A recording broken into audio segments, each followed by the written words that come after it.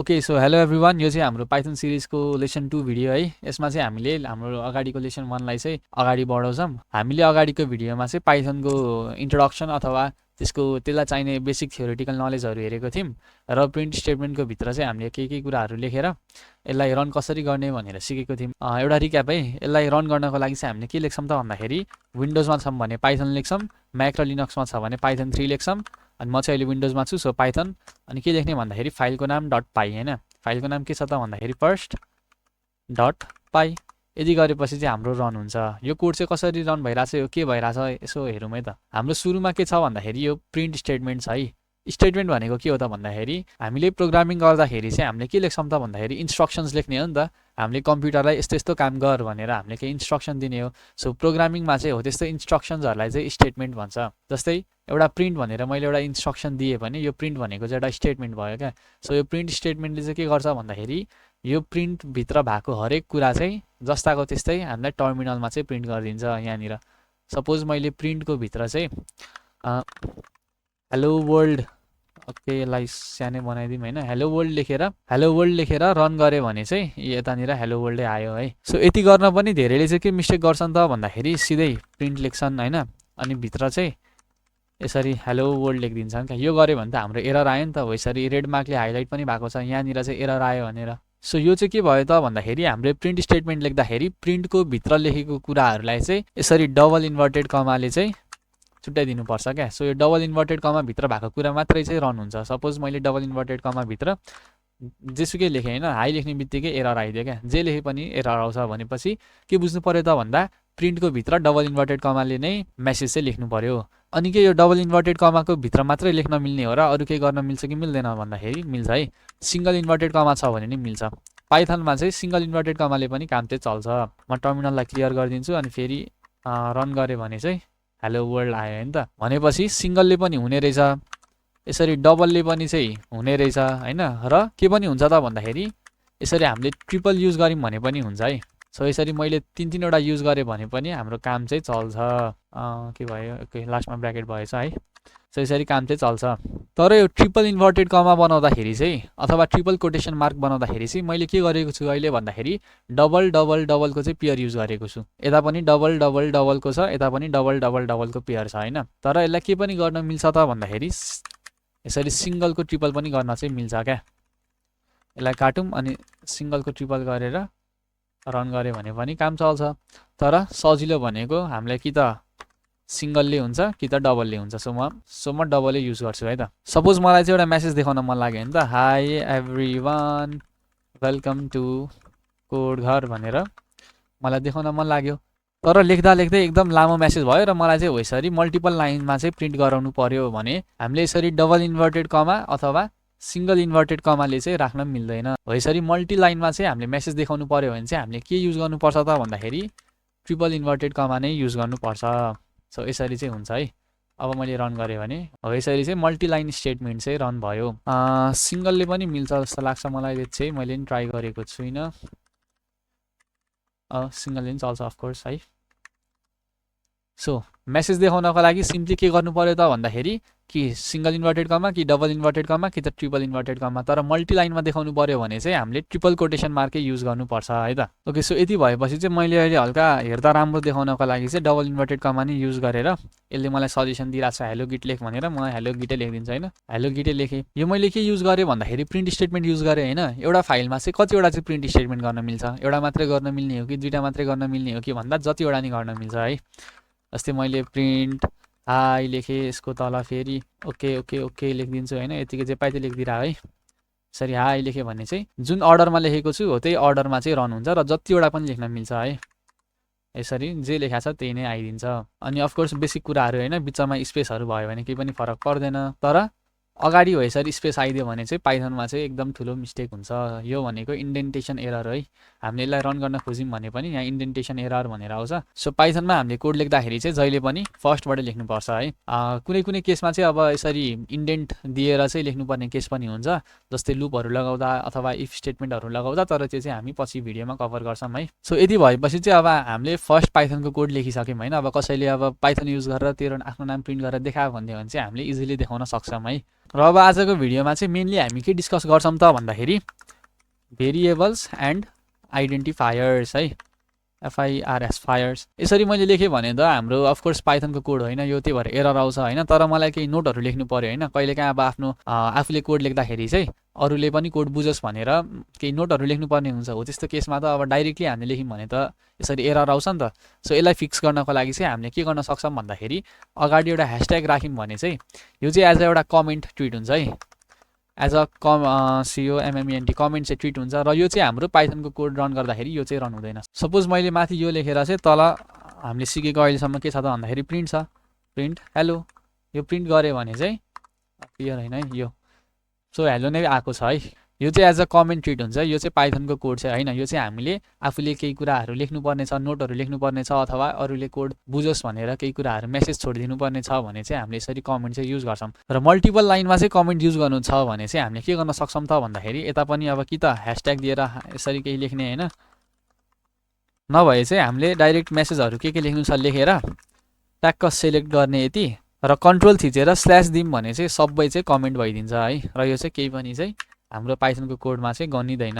So hello नै आयो है। हामी अघिकै कुरामा जाऊँ होइन, variables and identifiers. So variable भनेको के हो त भन्दाखेरि भेरिएबल भनेको चाहिँ कन्टेनर हो भनेर बुझौँ है त। कन्टेनर भने चाहिँ के हो त भन्दाखेरि केही कुरा स्टोर गर्ने ठाउँ होइन। जस्तै सपोज एक्जाम्पलको लागि हामी भाटभटेरीमा सामान किन्न गयौँ होइन, हामी सामान किन्न गएपछि अब सामान धेरै छ भने चाहिँ अब कि त ब्यागमा राख्छौँ कि त अब कार्टुनहरूमा केहीमा प्याक गर्छौँ होइन। सो हो त्यो प्लास्टिक ब्याग अथवा भाटभटेरीमा त प्लास्टिक ब्याग हुँदैन होला, पेपर ब्याग होइन, पेपर ब्याग अथवा कार्टुनमा हामीले सामान राखिरहेछौँ भने हो त्यो कार्टुन अथवा ब्याग भनेको चाहिँ के हो त भन्दाखेरि कन्टेनर भयो नि त, किनकि त्यसले केही सामानहरू त राखिरहेछ, सामानहरू होल्ड गरिरहेछ।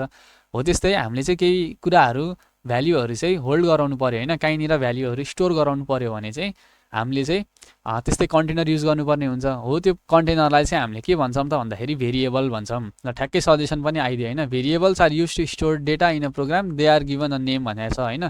सो यति मात्रै हेरौँ है त अहिले, variables are use to store a data in a program. Variable भनेको चाहिँ के रहेछ त भन्दाखेरि प्रोग्राममा भएको डेटालाई स्टोर गर्न युज हुने कुरा भनेको चाहिँ भेरिएबल रहेछ। जस्तै मलाई चाहिँ एउटा के प्रोग्राम लेख्नु पऱ्यो त भन्दाखेरि दुईवटा नम्बर जोड्ने प्रोग्राम लेख्नु पऱ्यो। सपोज म के गर्छु त भन्दाखेरि प्रिन्टको भित्र चाहिँ दुईवटा नम्बर लेखिदिन्छु है, 20 + 30, 20 + 30 गरेँ। तर तपाईँहरूलाई अब एउटा क्वेसन आउला होइन, अघि त हामीले इन्भर्टेड कमा अथवा कोटेसन मार्क युज गरेको थियौँ, अहिले चाहिँ किन नगरेको होइन। अघि त एरर आएको थियो तर अहिले त एरर पनि आएन।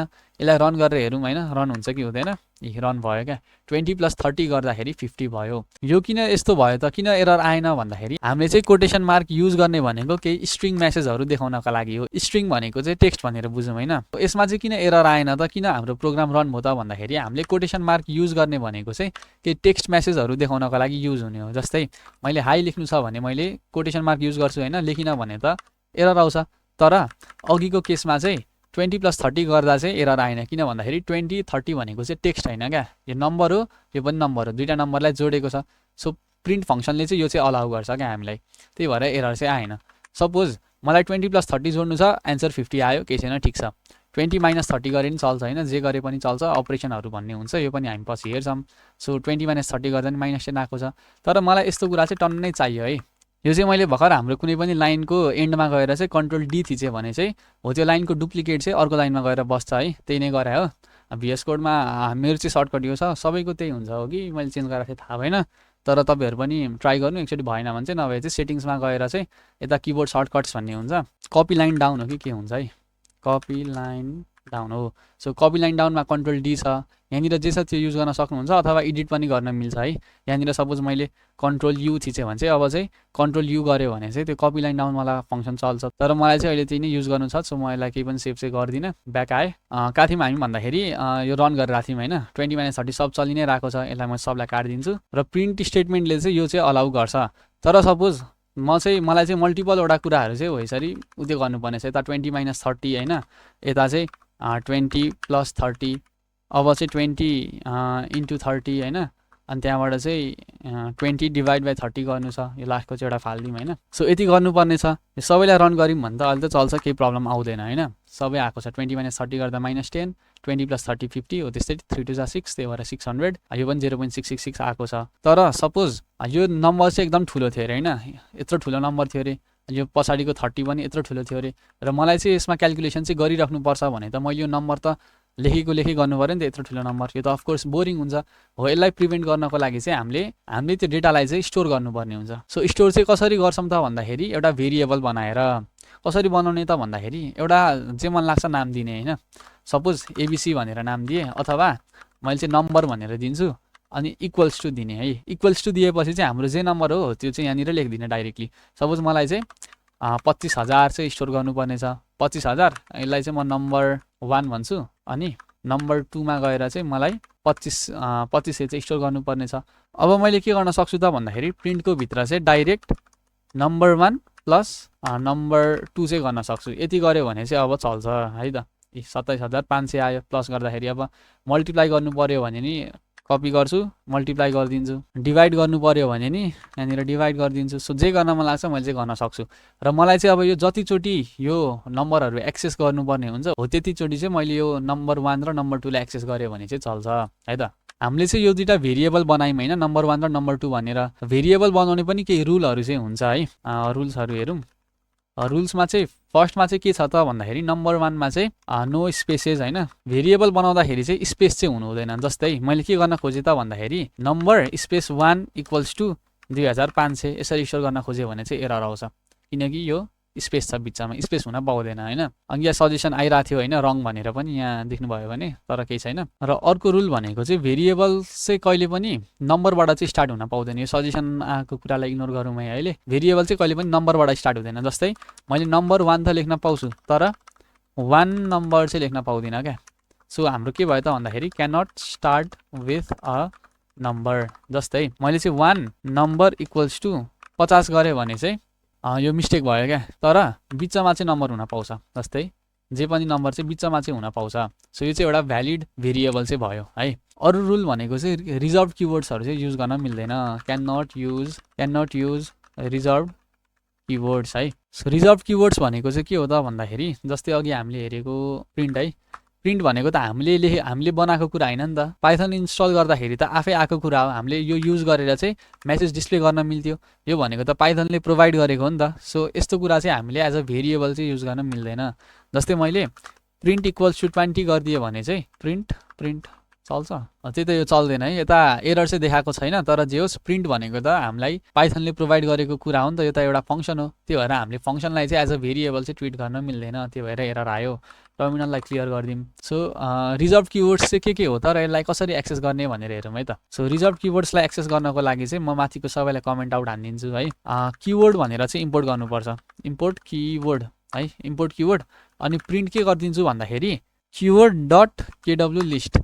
यति गऱ्यो भने चाहिँ पाइथनमा के किवर्ड छन् होइन, पाइथनमा भएको सबै किवर्ड चाहिँ हामीले चाहिँ हेर्न मिल्छ। जस्तै यहाँ के रहेछ त भन्दाखेरि false, none, true, end, edge, assert, acing, await, यो सबै वर्डहरू चाहिँ किवर्डहरू हुन् होइन। र हामीले यिनीहरूलाई चाहिँ एज अ भेरिएबल चाहिँ युज गर्न मिल्दैन। जस्तै मैले यहाँबाट एउटा कुनै पनि एउटा वर्ड लिइदिन्छु है त। जस्तै ल ब्रेक लिदिएँ, अनि ब्रेक इक्वल्स टू 50 गऱ्यो भने यो चाहिँ मिस्टेक हुन्छ, यो चाहिँ रङ भयो है। अनि यो इम्पोर्ट किवर्ड भनेर चाहिँ के चाहिँ गरेको हो त भन्दाखेरि किवर्ड भनेको चाहिँ एउटा मोड्युल हो है। यहाँ लेखिरहेको छ मोड्युल भनेको चाहिँ पाइथनले अलरेडी बनाइसकेको एउटा, जस्तै हामीले त्यहाँनिर फर्स्ट डट पाई भनेर एउटा फाइल बनायौँ नि, हो त्यसै गरी पाइथन हामीले इन्स्टल गर्दाखेरि चाहिँ अलरेडी एउटा किवर्ड डट पाई भनेर चाहिँ एउटा फाइल हुन्छ है। किवर्ड डट पाई भनेर चाहिँ एउटा फाइल हुन्छ। यसमा स्पेलिङ मिस्टेक भयो। सो यो फाइलभित्र चाहिँ अलरेडी कोडहरू चाहिँ हुन्छ। के को कोड हुन्छ त भन्दाखेरि पाइथनमा भएको किवर्डहरूको चाहिँ कोड हुन्छ। त्यो कोड चाहिँ के हो त्यसमा नजा मैले होइन। जे होस् मोड्युल भनेको चाहिँ एउटा फाइल हो जुन चाहिँ पाइथनले अलरेडी हामीलाई प्रोभाइड गरेको छ र हामीले इन्स्टल गर्दाखेरि त्यो चाहिँ सँगसँगै आउँछ। हामीले त्यसलाई युज गरेर चाहिँ हो त्यसको किवर्डको लिस्टहरू चाहिँ हामीले हेऱ्यौँ। सो यो किवर्ड डट पाईलाई चाहिँ म डिलिट गरिदिन्छु अहिले है। सो किवर्डको कन्सेप्ट पनि आयो। मोड्युल भनेको के रहेछ त भन्दाखेरि फाइल रहेछ। सो हाम्रो यो फर्स्ट डट पाई भनेको नि एउटा मोड्युल भयो है। त्यस्तै मैले अर्को फाइल बनाएँ, सपोज सेकेन्ड डट पाई भनेर अर्को फाइल बनाएँ भने यो पनि एउटा मोड्युल भयो। सो फर्स्ट डट पाई र सेकेन्ड डट पाई भनेको चाहिँ छुट्टा छुट्टै मोड्युल भयो। मैले सेकेन्ड डट पाई भन्ने फाइलमा गएर चाहिँ फर्स्ट डट पाईको कोडलाई चाहिँ युज गर्नु पर्यो भने चाहिँ मैले के गर्छु भन्दाखेरि इम्पोर्ट गर्छु, अनि फाइलको नाम दिन्छु इम्पोर्ट फर्स्ट। यदि इम्पोर्ट फर्स्ट गरेँ भने चाहिँ मैले फर्स्ट डट पाईमा भएको कोड चाहिँ मैले सेकेन्ड डट पाईमा चाहिँ युज गर्न सक्छु है त। सो इम्पोर्टको कन्सेप्ट चाहिँ यही नै हो। ओके, सो अहिलेसम्म चाहिँ हामीले के बुझ्यौँ भन्दाखेरि प्रिन्टले कसरी काम गर्छ भनेर हल्का थोरै बुझेको छौँ होइन। त्यहाँबाट भेरिएबल भनेको के हो, किवर्डहरू भनेको के हो र मोड्युल भनेको के हो र मोड्युल चाहिँ हामीले कसरी इम्पोर्ट गर्न सक्छौँ अथवा कसरी युज गर्न सक्छौँ भनेर चाहिँ हामीले सिकेको छौँ। सो हामी भेरिएबलको रुल्समा थियौँ होइन। रुल चाहिँ यति तिनवटा मात्रै होइन है, रुलहरू चाहिँ टन्नै हुन्छ। जस्तै अर्को रुल भनेको चाहिँ हामीले चाहिँ के गर्न मिल्दैन त भन्दाखेरि can not use special symbols अथवा स्पेसल क्यारेक्टर्स। स्पेसल क्यारेक्टर्समा चाहिँ के पर्छ त भन्दाखेरि जस्तै पर्सेन्टेज होइन, अनि ह्यासट्याग होला, @ होला, यस्तो होला, स्टार होला होइन, अनि ब्र्याकेटहरू होला। यस्तो चाहिँ हामीले चाहिँ एज अ भेरिएबल चाहिँ हामीले युज गर्न मिल्दैन। फर इक्जाम्पल मैले ह्यासट्याग एबिसी इक्वल्स टु 20 गरेँ भने चाहिँ अफकोर्स यो ह्यासट्याग भनेको त हाम्रो कमेन्ट जसरी ट्विट भयो होइन, यो त युजै गर्न मिलेन।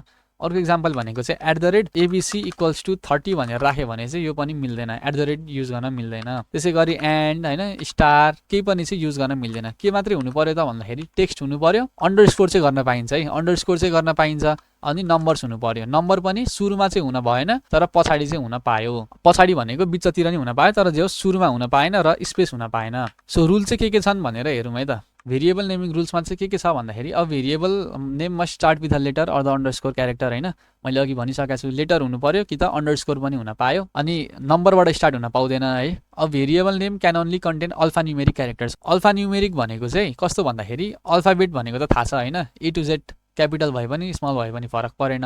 न्युमेरिक भनेको चाहिँ नम्बर्स। सो अल्फा न्युमेरिक भनेको चाहिँ कस्तो हो भन्दाखेरि यहीँ सर्च गरेर हेरौँ होइन, अल्फा न्युमेरिक क्यारेक्टर्स भनेर। अल्फा न्युमेरिक भनेको चाहिँ यस्तो क्या, अल्फाबेट पनि हुन पायो, नम्बर पनि हुन पायो, तर नम्बर मात्रै चाहिँ हुन पाएन है।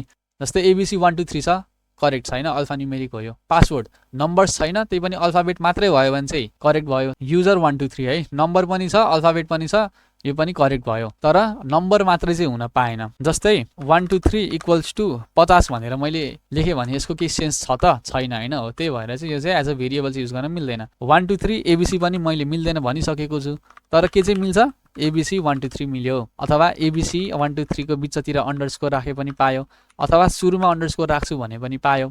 तर के हुनु पर्यो, अल्फा न्युमेरिक हुनु पर्यो। अल्फा न्युमेरिक हुनको लागि चाहिँ कि त अल्फाबेट मात्रै हुनु पर्यो, क्यापिटल भए पनि स्मल भए पनि फरक परेन होइन, कि त अल्फाबेटसँग नम्बर हुनु पर्यो, तर नम्बर चाहिँ एक्लै चाहिँ हुनु भएन। सो यही हो है। हामी फेरि यहीँ जाऊँ। Variable names are case sensitive. यो के भनेको त भन्दाखेरि चाहिँ जस्तै सबलाई काटिदिन्छ होइन, मलाई हेर्दै कस्तो वाक्क लाग्यो। जस्तै मैले एज इक्वल्स टु 25 भनेर राखेँ, क्यापिटल ए लेखेर एज इक्वल्स टु 25 भनेर राखेँ भने चाहिँ यो दुइटाको भ्याल्यु चाहिँ अहिले सेम छ 25-25, तर यो दुइटा भेरिएबलहरू चाहिँ सेम होइन, किनकि भेरिएबल्सहरू के हुन्छ त भन्दाखेरि केस सेन्सिटिभ हुन्छ। केस सेन्सिटिभ भनेको चाहिँ कस्तो भन्दाखेरि क्यापिटल र स्मलमा चाहिँ फरक पर्छ क्या, क्यापिटल ए भन्नु र स्मल ए भन्नु चाहिँ फरक कुरा हो। त्यसै गरी भेरिएबल बनाउँदाखेरि यो एज सबै स्मल क्यारेक्टर्सहरू छन् होइन, तर तलको एजमा चाहिँ के छ भन्दाखेरि ए क्यापिटल छ नि त। सो यो दुइटै भ्याल्यु सेम भए पनि यो दुइटा भेरिएबल चाहिँ फरक फरक पर्यो। सो मैले एकचोटि प्रिन्ट गर्छु, एजलाई प्रिन्ट गर्छु, र अर्कोचोटि चाहिँ यो एजलाई प्रिन्ट गरेँ भने चाहिँ